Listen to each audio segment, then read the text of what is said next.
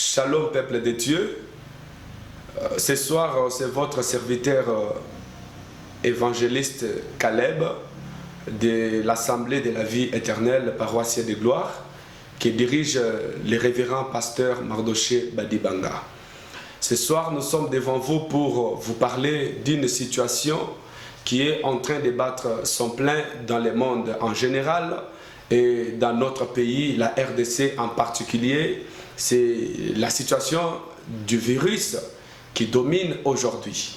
Alors, étant chrétiens bien-aimés dans le Seigneur, nous ne devons pas rester mains croisées, mais nous devons faire quelque chose par rapport à la façon dont nous comprenons les choses de Dieu. C'est pourquoi ce soir, j'ai un petit message qu'on va devoir partager avec vous, un message qui va vous fortifier, un message qui va renforcer votre dimension de foi, un message qui va vous dire que l'Éternel Dieu ne vous est pas encore abandonné.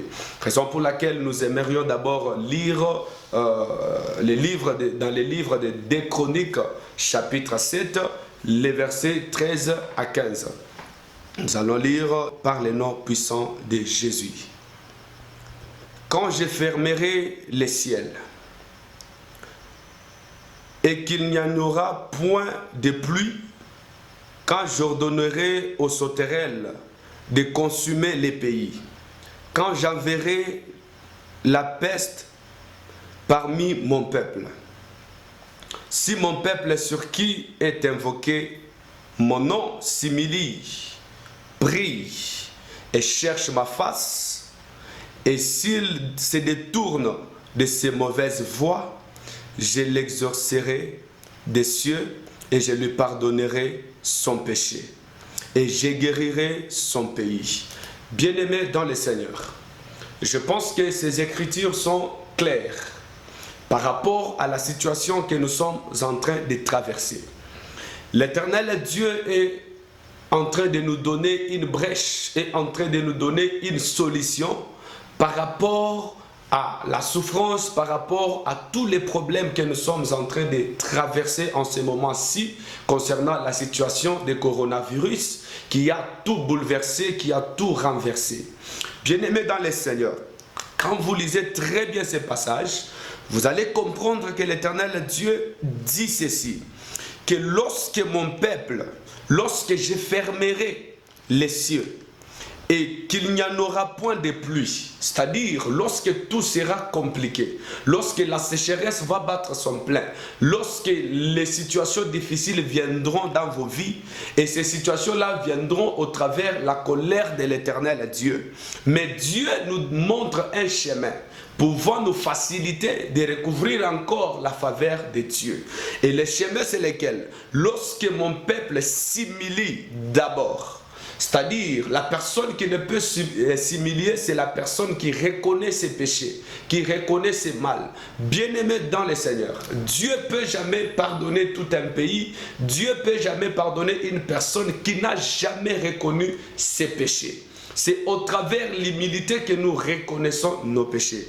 Et ensuite, il dit, s'il s'humilie, prie et cherche ma face, et s'il se détourne de ses mauvaises voies, je pardonnerai, je l'exorcerai, je pardonnerai son péché et je guérirai son pays.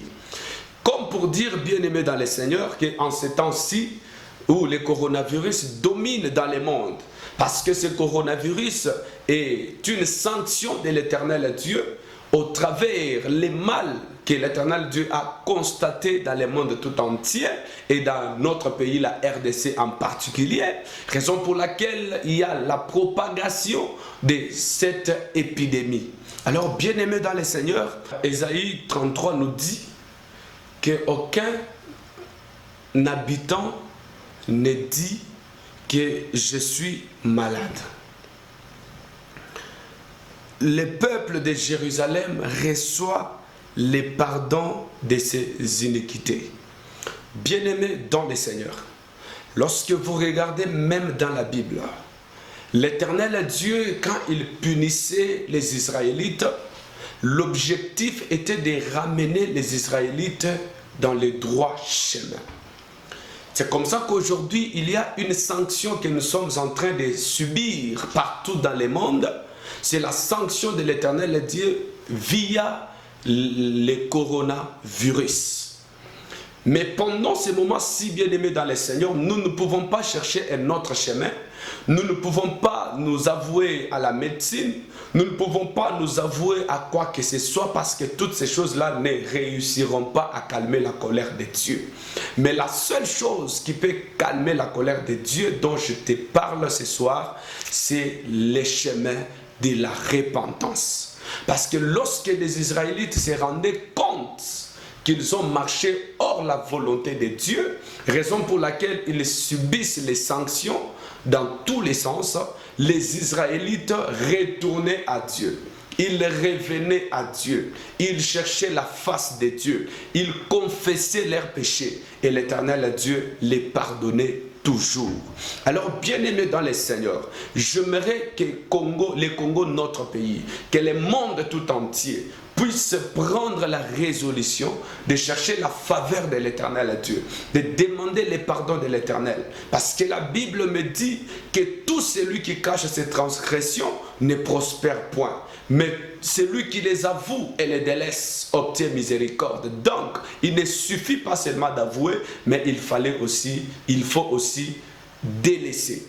Comme pour dire que pendant ces moments, nous devons renoncer à l'ancienne vie. Et toi qui n'as pas encore cru au Seigneur, j'aimerais que ceci est un signe d'avertissement pour toi. Il est grand temps pour toi de croire. Car lorsque nous regardons ce qui se passe dans le monde, ce qui se passe partout ailleurs, vous allez comprendre que les signes que l'Éternel Dieu avait déjà annoncé d'avance dans le livre de Matthieu 24, ces signes-là se manifestent. Vous verrez partout, vous verrez à l'étranger, les gens qui célèbrent les mariages des homosexuels.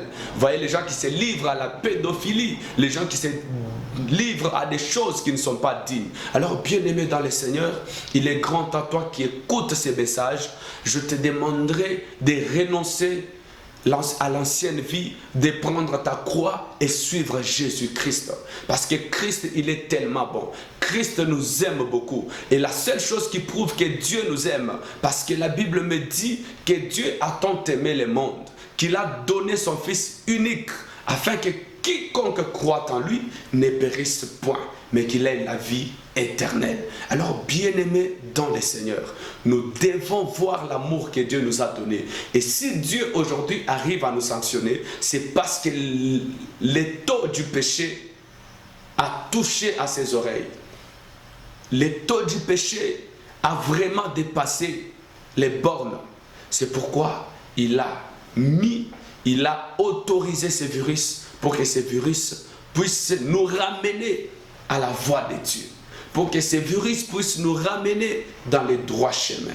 Alors, peuple de Dieu, je demande à votre conscience de pouvoir comprendre ces choses. Et j'aimerais que vous puissiez être sensibles à la parole de Dieu. Parce que lorsque la parole de Dieu arrive dans la vie de quelqu'un, elle ne vient pas sans une mission. C'est-à-dire que cette parole que je vous ai annoncée dans quelques minutes a une mission particulière dans ta vie qui prouve que Dieu t'aime encore. Parce que s'il ne t'aimait pas, il ne pouvait pas te parler via son serviteur qui est devant vous ce soir. En tout cas, que l'Éternel Dieu vous bénisse. Que l'Éternel Dieu soit avec vous, qu'il soit votre guide et qu'il puisse vous assister dans votre prise de décision. En tout cas, soyez bénis par le nom puissant et glorieux de notre Seigneur Jésus-Christ.